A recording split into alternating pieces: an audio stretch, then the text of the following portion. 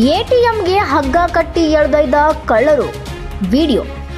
ಮಹಾರಾಷ್ಟ್ರದ ಬೀಡ್ ಜಿಲ್ಲೆಯ ಧಾರೂರ್ನಲ್ಲಿ ಶನಿವಾರ ಕಳ್ಳರು ಅಟ್ಟಹಾಸದಿಂದ ಮೆರೆದಿದ್ದಾರೆ. State bank of India ATM ಕಳ್ಳತನ ಮಾಡಿದ್ದಾರೆ. ರೈನ್ ಕೋಟ್ ಹಾಕಿಕೊಂಡು 4 ದರೋಡೆಕೋರರು ಹಗ್ಗ ಹಿಡಿದು ಎಟಿಎಂಗೆ ನುಗ್ಗಿದ್ದಾರೆ. ಎಟಿಎಂ ಸುತ್ತ ಹಗ್ಗ ಕಟ್ಟಿ ಕಾರಿನೊಂದಿಗೆ ಎಳೆದೊಯ್ದ ಎಟಿಎಂ ಹೊತ್ತೊಯ್ತಿದ್ದಾರೆ.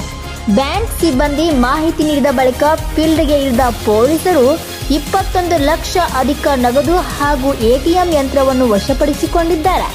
ಕಳ್ಳರು ಪರಾರಿಯಾಗಿದ್ದಾರೆ. ಘಟನೆಯ ವಿಡಿಯೋ ವೈರಲ್ ಆಗ್ತಾ ಇದೆ.